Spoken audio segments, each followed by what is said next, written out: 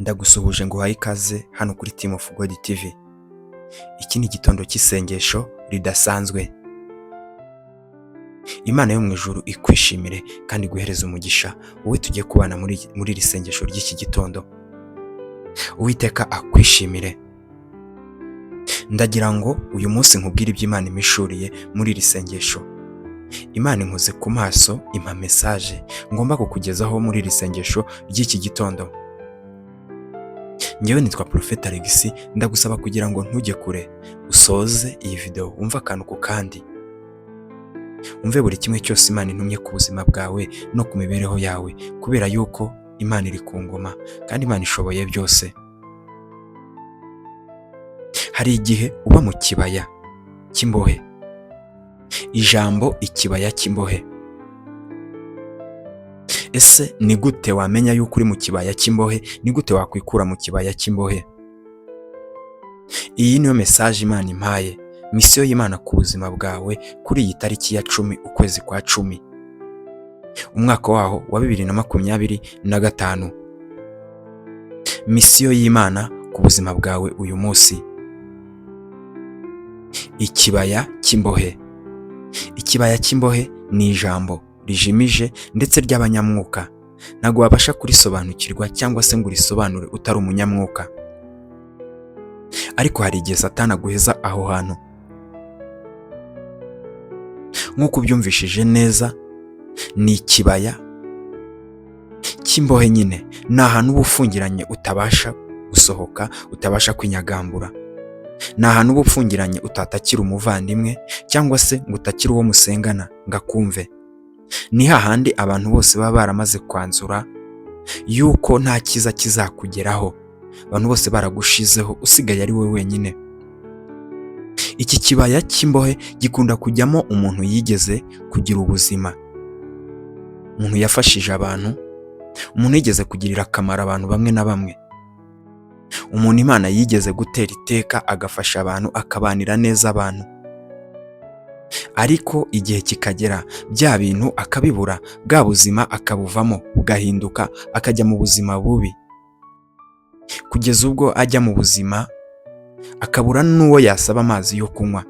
Nyamara abo yagiriye neza bose bakamwirengagiza, bakamuvaho. Icyo nicyo kibaya nje kukubwira. Icyo nicyo kibaya cy'imbohe nje kukubwira. Wowe uri kunyumva ushobora kuba uri mu kibaya cy'imbohe nonaha. Biraterwa n'ikibaya uhagazemo, kuko ikibaya kigira amazina atandukanye. Muri ayo mazina ndaje nyakumenyesha yose uko yakabaye, bikubiye muri iyi video. Ibyo byose ni hishurirwa Imana yampaye muri iki gitondo. Ndagira ngo unyemerere ntegura umutima wawe kugira ngo wumve ibikubiye muri iri sengesho ry'iki gitondo. Buno butumwa Imana yampaye, iyi message, ntegura umutima wawe dusengane twese tuziranye, kandi Imana ibashe kudukonegita ku mavuta y'imbaraga z'umwuka wera wayo. Hano kuri Team of God TV dutangirira mu mwuka tugasoreza mu mwuka. Ushobora kuba izi saha uri kunyumva ufite umubabaro mwinshi mu mutima wawe, bitewe n'aho uherereye, bitewe n'ikibaya uhagazemo.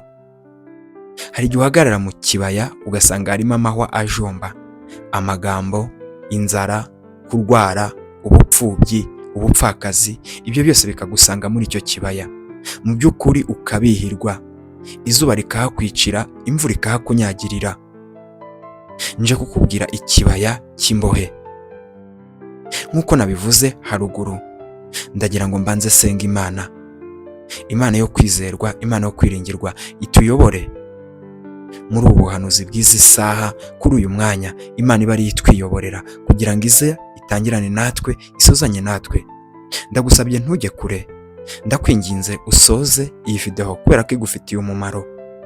Niba wizera imbaraga z'umwuka wera, ukizera ko Yesu ari umwami n'umukiza kandi nawe yagupfiriye, nubwo waba uri kugeragezwa, nubwo umutima wawe waba waracitse inyama, ukaba ugeze aho wiheba, wumva wakwiyambura ubuzima, ntabwo nzi uwo ndi gusengana nawe, ntabwo nzi aho uherereye, ntabwo nzi uwo ndi kubwira, ariko hari ikibaya cy'imbohe uhagazemo. icyo kibaya nta muntu ukumva, urazamura ijwi nta muntu ukumva, urazamura ukuboko nta muntu ukumva, uwo wegereye wese arakwihunza kubera umwambaro mubi Satani yakwambitse, nyamara akakwereka yuko nta gutabarwa, nta butabazi uzigera ubona. Ariko iyo byarangiye, Yesu araza agakora igitangaza. Hahandi abantu bakuvuyeho, Yesu araza agakora igitangaza. Reka tubanze twiragize Imana. Data, ndagushimye, ndakubashye muri iki gitondo, muri izi saha. Izina ryawe nirihabwe icyubahiro, kuko uri umwami w'abami, kuko uvuga bikaba, wategeka bigakomera. Imbaraga zawe n'imbabazi zawe biri hejuru ya byose. Uwiteka Mana Nyiringabo, twebwe turakubaha, twizera imbaraga zawe zihambaye. Ndasenze izi saha kugira ngo uze udushyigikire muri uyu mwanya. Ndasenze Mwami Imana, imbabazi zawe n'ukuboko kwawe bibashe kururuka zino saha. Nanjye unkozeho ikara ryaka ku munwa, utangirane nanjye, usozanye nanjye.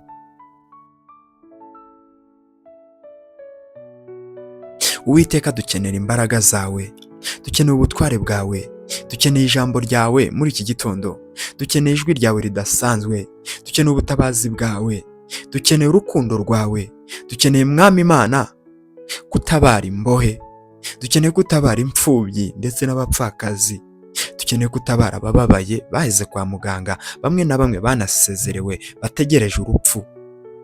Data, ni benshi watabaye, ntabwo twabarondora. Izina ryawe niryiheshe icyubahiro muri iki gitondo. Sengeye buri wese uri kunkurikirana hano kuri Team of God TV.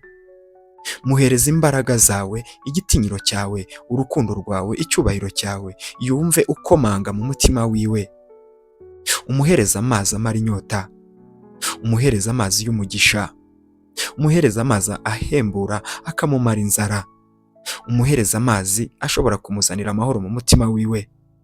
Izi saha ndi gusengana n'umumama ubabaye, ndi gusengana n'umukobwa ubabaye, ndi gusengana n'umusore ubabaye, ndi gusengana n'umupapa ubabaye. Umuntu wese uri kunyumva akaba yumva ururimi rw'Ikinyarwanda cyangwa se yumva ururimi rwawe rw'umwuka wawe wera Mana, umugirire neza aho aherereye hose. Umukure mu kibaya cy'imbohe, umukure mu kibaya cy'imbohe. Yaraboshywe amaboko, arabohwa amaguru. Uri kunyumva yaraboshywe umunwa, ntavuga ngo ryumvikane. Harimo abadafite akazi.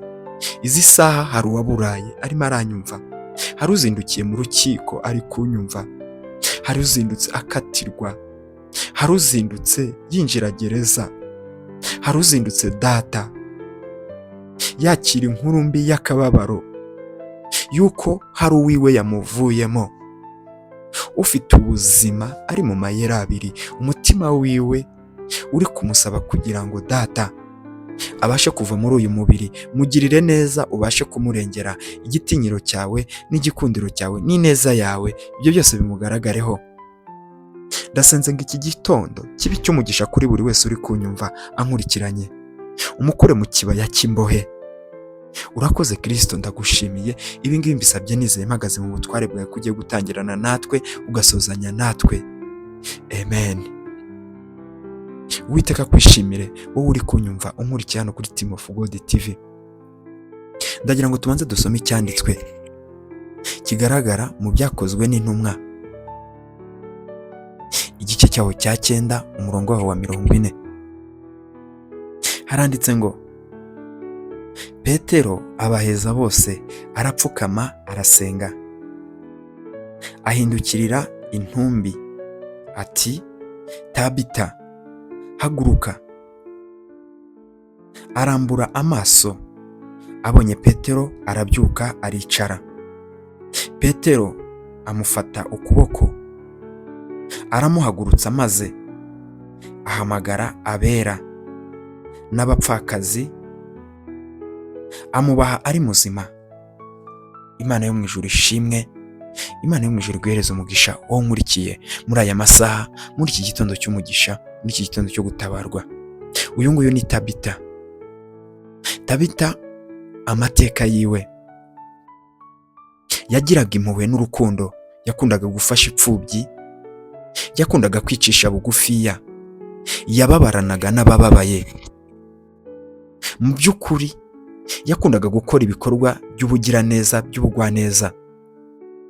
Yakundaga gufasha abantu, ariko igihe kiragera urupfu ruramutwara. Agera mu kibaya cy'imbohe, mu kibaya cya gereza. Satani yamugiriye ishyari. Igihe kiragera afata ubuzima bwiwe, ashaka kumuheza mu mva. Mu by'ukuri yashatse kumuheza muri gereza. Yashatse kumushyira mu nzu y'imbohe, inzu y'imbohe y'urupfu, inzu y'imbohe yo kutazongera kwibukwa ukundi. Ariko kubera ibikorwa byiza Imana yari yamukoreye, nubwo yari yamaze gushiramo umwuka, Imana yakoresheje umukozi wayo Petero. Petero yamugezeho agira agahinda, agira umubabaro. Imana imukora ku maso. Petero amugezeho abona yuko ari umuntu w'Imana, yakoze ibikorwa byiza, abona yuko adakwiye gupfa gutyo ngo aheranwe n'inzu y'imbohe ya Satani. Uyu Tabita Petero yaje gutegeka, arapfukama arasenga. Tabita arongera arareba, arazuka. Urupfu ruramurekura, akurwa mu nzu y'imbohe. Iyi saha wowe uri kunyumva, nawe uraboshye. Hari ibyawe byapfuye, ariko Tabita nubwo yari yarapfuye, yari yarakoreye Imana. Uyu munsi ngiye kuganira n'umuntu. Kera ufite akazi, kera ufite uko ubayeho, wari ufite inshuti nyinshi, kera ugifite ubuzima, ufite amafaranga, kera utarakomereka, utaraba ikimuga, kera utarahomba, kera batarakwirukana mu kazi. Wari ufite inshuti nyinshi n'abantu bagukunze benshi cyane. Ariko mu by'ukuri ibyo bintu byose byagushizeho. Satani agushyira mu nzu y'imbohe. Uri mu buzima bukabije, ubuzima burimo no kubura aho kuba. Nyamara abantu bose bagushizeho, abo wagaburiye, abo wambitse, abo wishyuriye amaniverifare ku ishuri, abo wafashije mu buryo butandukanye, abo bose bakunyuraho nta n'umwe akureba. Nyamara hari icyo birengagiza. Muri wowe ufite destiny y'Imana, ufite umugisha w'Imana. Hari ibyo wakoze Imana itazibagirwa. Uyu munsi ni uwo kubohorwa, ni uwo kuvanwa mu nzu y'imbohe. Uyu munsi ni uwo guseka. Uyu munsi ni uwo kuva muri icyo kibaya kikubangamiye. Icyo kibaya uririramo ntihagire umuntu ukumva. Ikibaya ndi kuvuga, wowe unteze amatwi, wowe usengesha umwuka iteka, wowe ufite isezerano ry'Imana. Ikibaya ndi kukubwira Yesu yantumye ku buzima bwawe. Uyu munsi uri mu bukene bukabije. Uyu munsi ukeneye abantu ariko warababuze. Uyu munsi urareba hirya no hino ukabura abavandimwe. Uyu munsi ubupfubyi bwaguheranye. Uyu munsi uburwayi bwaguheranye. Ese ni inzara yaguheranye? Ese ni akazi wabuze? Mbese ni ukwangwa? Uri hehe? Ni hehe ikibaya cyagushyize? Ikibaya kigira amazina, buri wese bitewe n'ikibaya arimo. Uburemere bwacyo ni we ari kubwumva. Izi saha ndagira ngo mvugane n'umutima wawe. Hari igihe uba mu kibaya ukibaza ngo ejo nzabaho nte? Ukibaza ukabona ubuzima bwarangiye. Nyamara ushobora kuba mu kibaya ufite abana. Umugabo yagutana abana, wowe mubyeyi ugasitaragoringa, ukabaho ubuzima bubi. Akagutana abana ntaho kuba ufite, ntacyo kubagaburira ufite, nta n'akazi ufite. Nyamara kubera ikibaya uhagazemo, wajya no gusaba akazi, wajya no gushaka akazi bakakakwima, bakabona utazagashobora. Mu by'ukuri umuntu wese usuhuje agusuhuza ahita yirukanka, kuko abazi yuko hari ikibazo ugiye kumubwira wagize.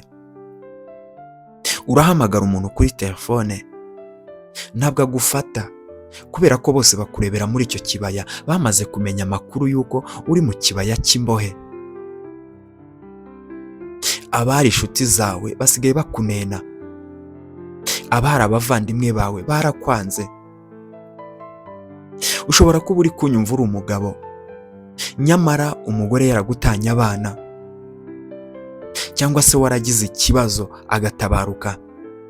Izi saha uri wenyine uri kwibaza aho uberekeza.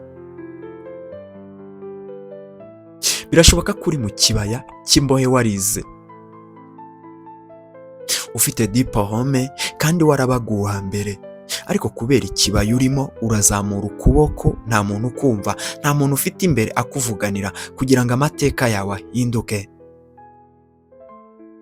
Ndagira ngo nkubwire ngo uyu munsi dosiye yawe yubuwe. Abisiraheli bari muri Egiputa bari kugeragezwa na Farawo, bakoreshejwe imirimo y'uburetwa, bahura n'ibibazo birimo inzara, birimo gukubitwa, gutotezwa, guhimbwa amazina, kunenwa, gukoreshwa nk'imashini kandi ari abantu. Mu by'ukuri Abisiraheli barapfukamye barasenga. Imana yo mu ijuru ishimwe cyane, icyubahiro cy'Imana kiri kuri wowe, n'ineza y'Imana iri kuri wowe. Ndagira ngo unyemerere dusome uyu murongo. Turasoma Zaburi ya 23 umurongo wawo wa 4, tuba ariho dusoreza wumva uko Imana ivugana nawe. Haranditse ngo untunganyiriza ameza mu maso y'abanzi banjye, unsize amavuta mu mutwe, igikombe cyanjye kirasesekara. Iyo ni Imana ivuganye nawe. Ntabwo ubuzima bube ari iherezo ry'ubuzima, ntabwo igihe umaze, imyaka umaze. N'Abisiraheli bamaze imyaka irenga 400 muri Egiputa, ariko Imana yaje kubatabara ibakura mu gikombe cy'imbohe. Nyamara bari barabohewe muri Egiputa ntaho babashaga kujya. Uyu munsi nta burenganzira, ubukene bwakwambuye uburenganzira, uburwayi bwakwambuye uburenganzira. Ndagira ngo nkubwire ngo ubushomeri bwakwambuye uburenganzira. Ndagira ngo nkubwire ngo kwangwa, gutuka, uraboshye, uri ahantu ha wenyine. Nyamara Satani yakwambuye uburenganzira kandi wari ubufite. Uyu munsi abakuvuyeho izera Imana, bagiye kongera bakugarukeho. Imana igutunganyirije ameza imbere y'abanzi bawe. Imana igusutse amavuta y'igiciro cyinshi mu mutwe wawe. Imana iguhinduriye amateka, iguhinduriye ubuzima, irongeye yubuye dosiye yawe, irongeye igaruye umugisha mu kiganza cyawe. Igihe wari umaze ugeragezwa, amakuba umazemo igihe kirekire, ibyago, ibibazo, imbaraga z'umwijima zigusura uko bwije n'uko bukeye, izo zose zirahavuye. Imirimo y'uburetwa wakoreshwaga, nyamara ugakorera umuntu, barangiza bakaguhemba bya bindi batarya, bimwe bari kumena. Bakakugaburira ku rubaraza, bakanga ko musangirira ku meza amwe, bakaguha ibisigaye. Ariko nyamara uyu munsi icyo gikombe urimo, icyo gikombe cy'imbohe urimo, Imana igukuyemo. Ndagira ngo ugire kwizera.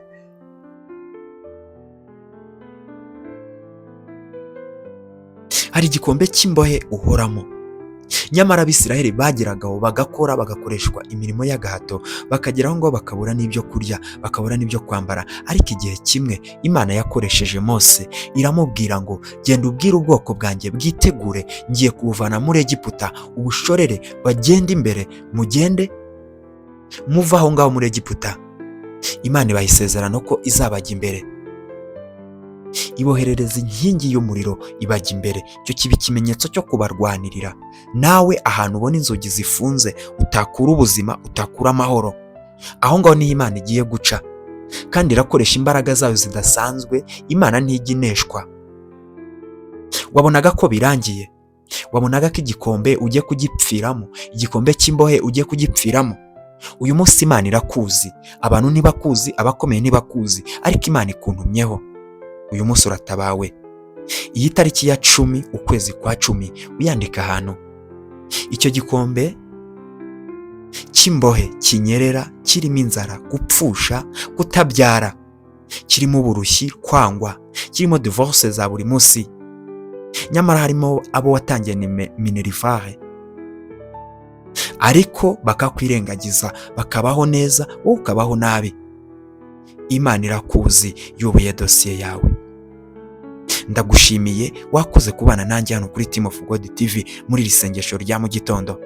Reka dusubire muri video iri bukurikire ubone byose. Ndagukunda cyane.